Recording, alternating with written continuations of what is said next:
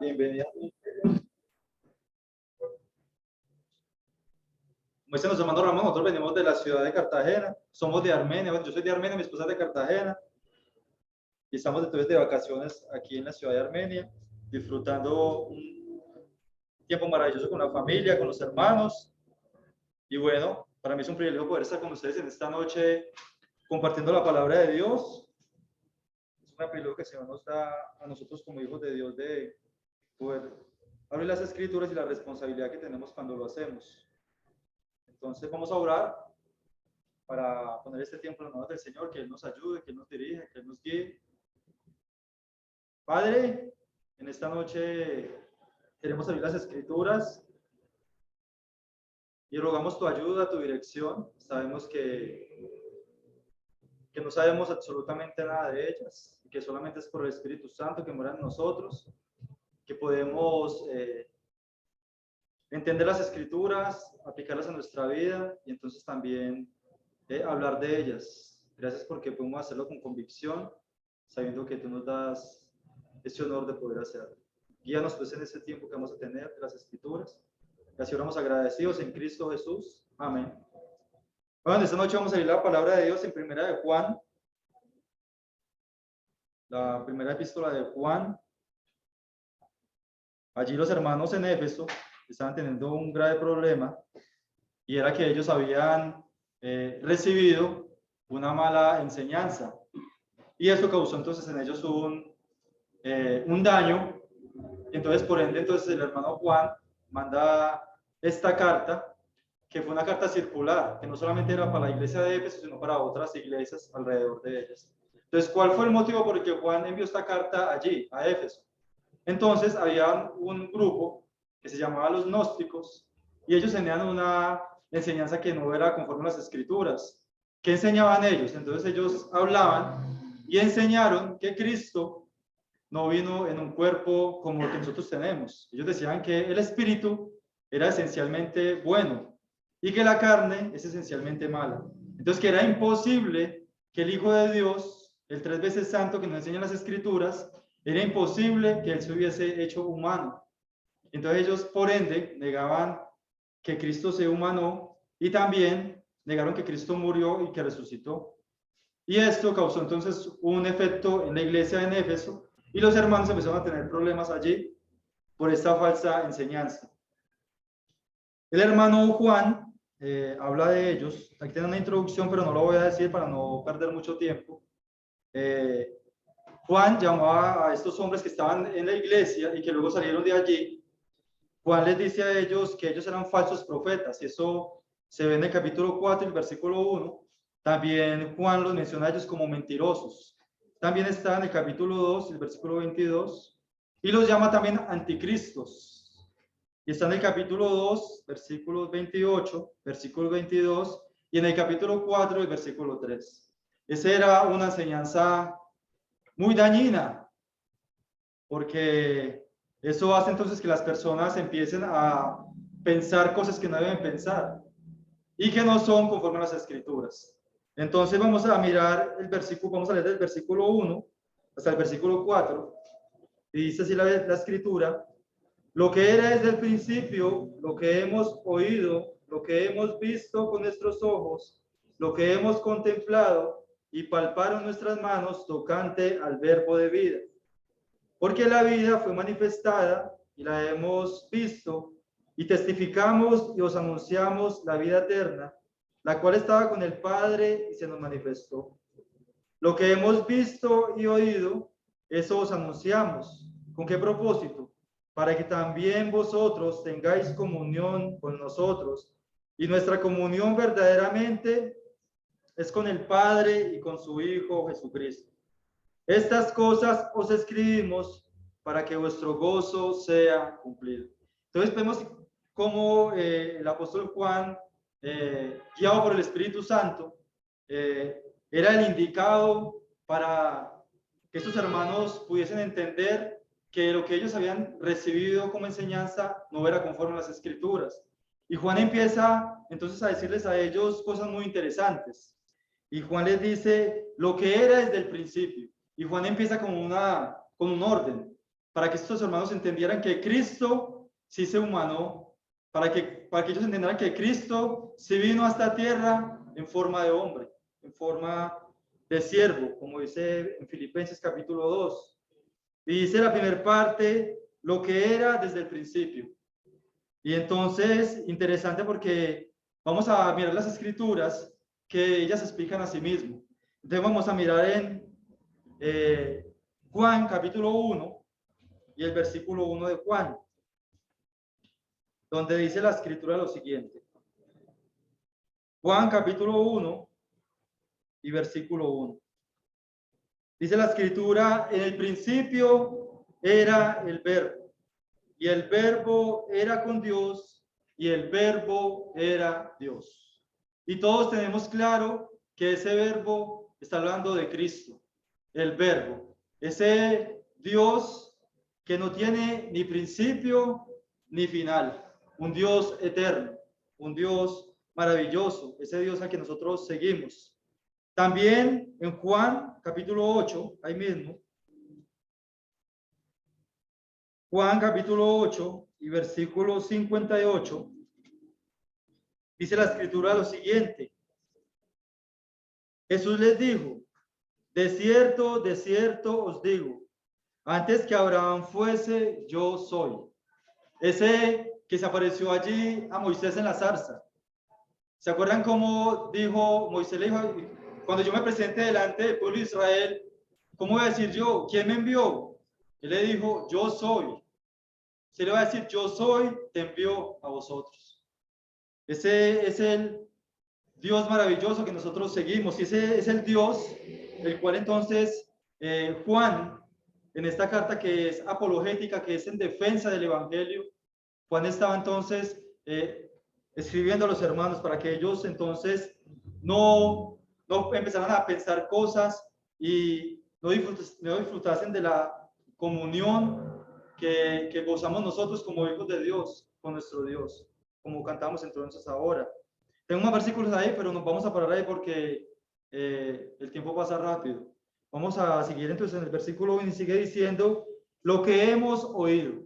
Entonces, si vemos cómo entonces Juan dice lo que era, mostrando la eternidad de Dios, y ya luego dice, no, lo que hemos oído, para que los hermanos entendiesen que lo que ellos enseñaron, lo que ellos escucharon, esa era una falsa enseñanza. Pero Juan experimentó estar con el Señor. Y lo más importante, interesante, es que Juan no se colocaba en primera persona, sino que lo hacía en plural. Él decía lo que era desde el principio, lo que hemos visto. No solamente lo vio él, sino que lo vieron los demás apóstoles con él. Entonces, maravilloso. Cómo entonces Juan empieza a enseñar las escrituras a estos hermanos y sigue diciendo lo que hemos visto con nuestros ojos.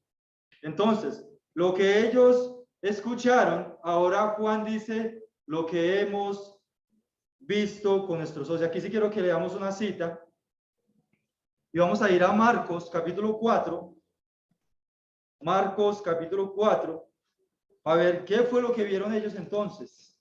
Marcos capítulo 4, y vamos a mirar desde el versículo 35 hasta el versículo 41.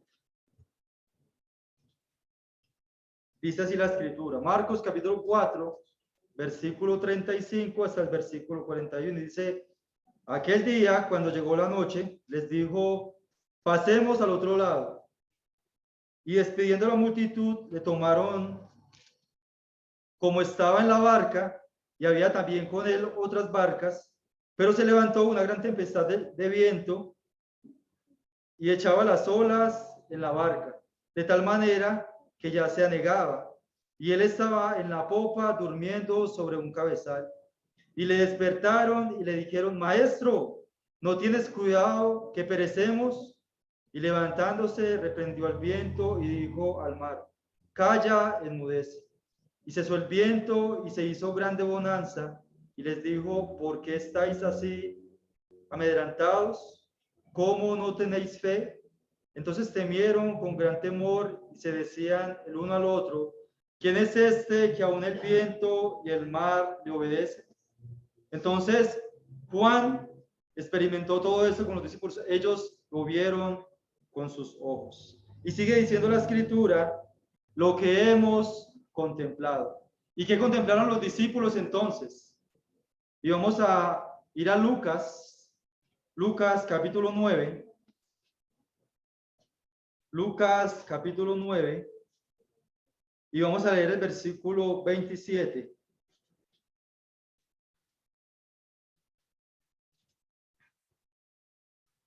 Y dice así la escritura, Lucas capítulo 9 y versículo 27. Mano Ramos, ¿a qué horas tengo? No mire la hora. ¿Qué tal las 10 de la noche? ¿Qué era eso, hermano?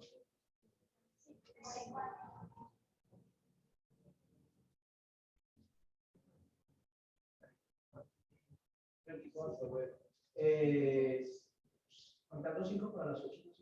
Bueno, muchas gracias. Versículo 27, dice así la escritura. Pero os digo, en verdad, que hay algunos de los que están aquí que no gustarán la muerte hasta que vean el reino de Dios. Aconteció, como 8 días después de estas palabras, que tomó a Pedro, a Juan y a Jacobo y subió al monte. Y entre tanto que oraba, la apariencia de su rostro se hizo otra, y su vestido blanco y resplandeciente. Y aquí 2 varones que hablaban con él, los cuales eran Moisés y Elías, a quienes aparecieron rodeados de gloria, y hablaban de su partida que iba Jesús a cumplir en Jerusalén. Y Pedro y los que estaban con él estaban rendidos de sueño, mas permaneciendo despiertos, vieron la gloria de Jesús y a los 2 varones que estaban con él. Y sucedió que apartándose ellos de él, Pedro dijo a Jesús, Maestro bueno, es para nosotros que estemos aquí y hagamos 3 enramadas, una para ti, una para Moisés y otra para Elías. No sabiendo lo que decía, mientras él decía esto, vino una nube que los cubrió y tuvieron temor al entrar en la nube, y vino una voz desde la nube que decía, este es mi hijo amado. Y cuando cesó la voz, Jesús fue hallado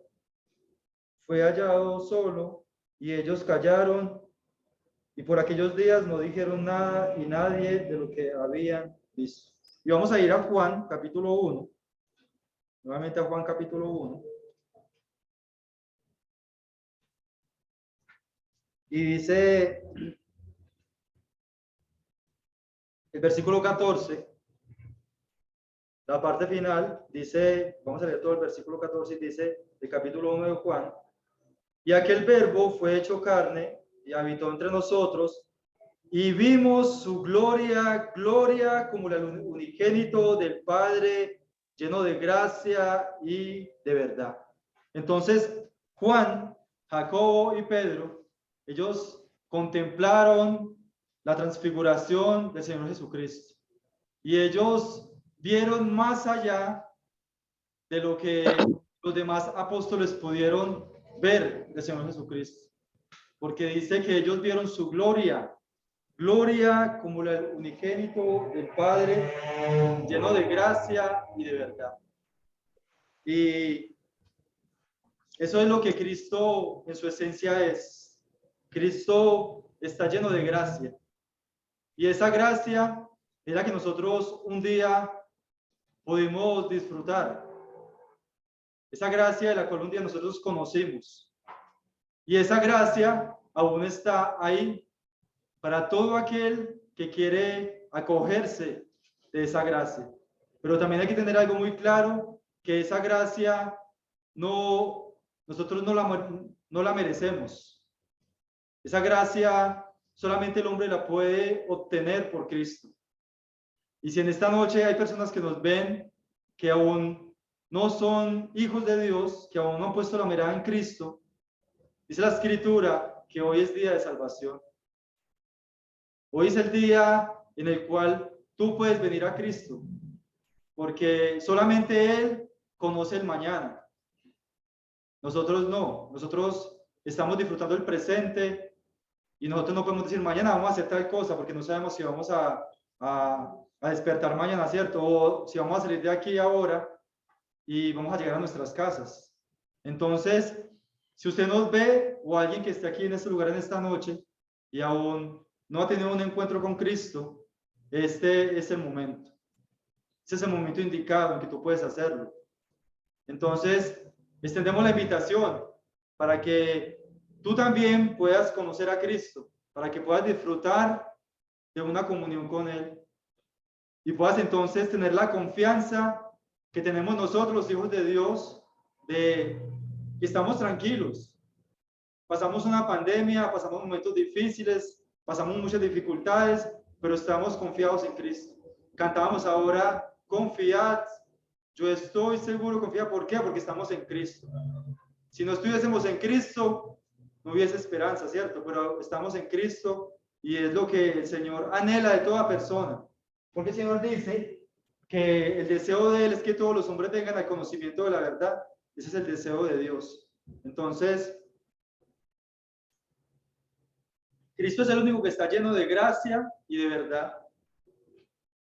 Nosotros solamente podemos hablar de Él, pero nosotros no podemos salvar a nadie. Solamente es el Hijo de Dios, aquel que se encarnó y se humanó y resucitó, murió y resucitó, y por eso entonces Él tiene el poder para salvar al hombre pecador. Entonces, Juan sigue hablando a los hermanos para tratar de convencerlos, pero no con palabrerías, no con cosas de su vida, porque eso no es lo que el Señor quiere y de la manera que se utilice su palabra, no, Él no quiere eso. Entonces, Él quiere que lo que se diga sea conforme a las Escrituras. Y por eso nosotros entonces debemos tener un conocimiento de ellas, para no dejarnos llevar por cualquier viento de doctrina, como dicen las Escrituras. Entonces dice el versículo 2, dice, porque la vida fue manifestada y esa vida es Cristo, como les decía ahora, Cristo es vida. Efesios el capítulo 1, dice que toda persona está muerto en sus delitos y pecados. Todos nosotros, toda persona, desde que nace, está muerta en sus delitos y pecados. Viene con esa enfermedad del pecado. Solo que los niños recién nacidos, ellos no tienen todavía el pecado porque ellos todavía no hacen uso de él, ¿cierto? Pero ya nosotros que estamos grandes, ya nosotros ya sabemos qué es el pecado. Entonces, toda persona nace muerta en sus delitos y pecados, pero Cristo es la vida. Y vamos a leer un pasaje, y vamos a mirar un pasaje que lo tengo aquí apuntado. Vamos a leer Juan capítulo 14, Juan capítulo 14, un pasaje muy conocido por todos.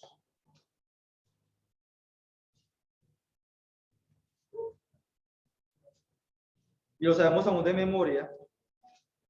Dice Juan capítulo 14, versículos 6, dice, Jesús le dijo, yo soy el camino y la verdad y la vida. Nadie viene al Padre sino por mí. Entonces, Cristo es el camino, Cristo es la única verdad, por eso está esa ahí. Y la verdad no hay otra.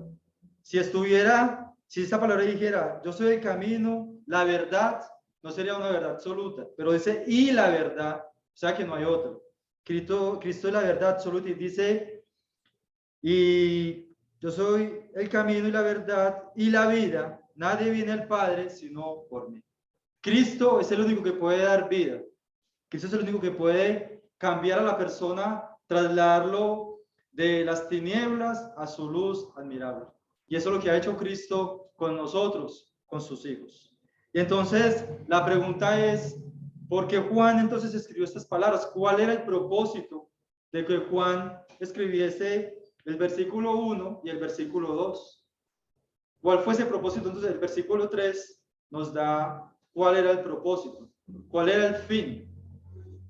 Entonces los hermanos, por esta falsa enseñanza que ellos recibieron, ellos no estaban disfrutando de comunión con el Señor. Y entonces dice el versículo 3, lo que hemos visto y oído, eso os anunciamos. ¿Para qué? ¿Cuál es el propósito? Para que también vosotros tengáis comunión con nosotros. Y nuestra comunión verdaderamente es con el Padre y con su Hijo Jesucristo. Entonces los hermanos estaban descuidando la relación con el Señor, la relación con Dios. El peligro de cuando escuchamos cosas que no debemos escuchar, porque eso entonces nos hace que nosotros empecemos a tener una lucha con las Escrituras y empecemos a dudar de ellas. Y digamos, no, pero es que a mí me enseñaron esto y porque usted me está diciendo eso, entonces empieza a haber un choque entre una enseñanza conforme a las Escrituras y una enseñanza que no va acorde a ellas. Y esos hermanos entonces estaban teniendo esa dificultad, estaban teniendo ese problema. Y es un grave problema, porque nosotros como hijos de Dios debemos de tener comunión con Dios, debemos de comunicarnos con Él. Y eso debe hacerse de una manera diaria, eso debe ser algo diario en nuestras vidas. Muchas veces no podemos hacerlo en la mañana, porque salimos a trabajar temprano, pero lo podemos hacer en la noche. Pero lo ideal es que podamos hacerlo, que podamos tener un encuentro con Jesús diariamente, que podamos alimentarnos de su palabra diariamente. Porque así como un niño recién nacido necesita alimentarse, nosotros también. Nosotros debemos de alimentarnos por medio de la palabra de Dios. Es el alimento que necesitamos diariamente para poder entonces nosotros adquirir un conocimiento, pero más que conocimiento, llevar una vida acorde a lo que Dios demanda de nosotros.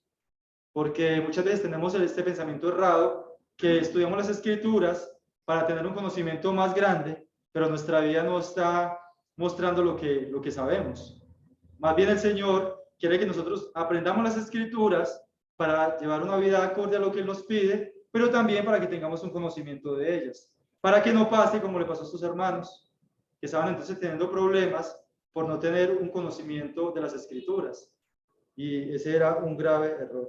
Pero es algo muy interesante lo que dice este pasaje en el versículo 3, ya al final, donde dice, y nuestra comunión verdadera es con el Padre y con su Hijo Jesucristo. Esa es la comunión verdadera. Para que nosotros podamos tener una comunión con un hermano, como se debe, debemos tener una comunión con nuestro Dios. Digamos que eso es como un resultado. Pero muchas veces pasa lo contrario. Muchas veces no tenemos una relación buena con el Señor, pero tenemos una comunión con los hermanos. Y lo que el Señor quiere es que tengamos una comunión muy buena con Dios para que podamos tener una comunión muy buena con los hermanos. Entonces, como para una conclusión, hermanos, la importancia de conocer las Escrituras. ¿Con qué propósito? ¿Con qué fin? Para que cuando estemos delante de una persona y una persona empiece a hablar lo que no debe hablar de Dios, a decir cosas que no debe decir, nosotros podamos refutar eso, no pelear con nadie, sino que podamos por medio de las Escrituras hacerle entender a estos hombres que no están hablando conforme a las Escrituras. Y eso es algo que nosotros debemos hacer para poder entonces refutar estas cosas que no son muy buenas para nosotros como hijos de Dios y para otras personas que quizás las escuchan y causan un daño en ellos. Entonces, que el Señor nos ayude a nosotros a conocer a nuestro Dios para poder entonces disfrutar de Él y gozar de una buena comunión con Él. Oremos. Padre, gracias te damos porque tú nos das el privilegio de poder tener comunión contigo, porque tú nos das el honor de poder disfrutar de ti.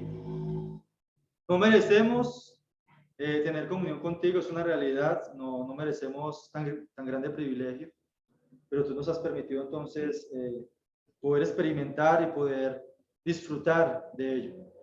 Gracias por este tiempo que hemos tenido, Señor, en las Escrituras, meditando en ellas, y rogamos para que nos sigas ayudando en el tiempo que siga a continuación.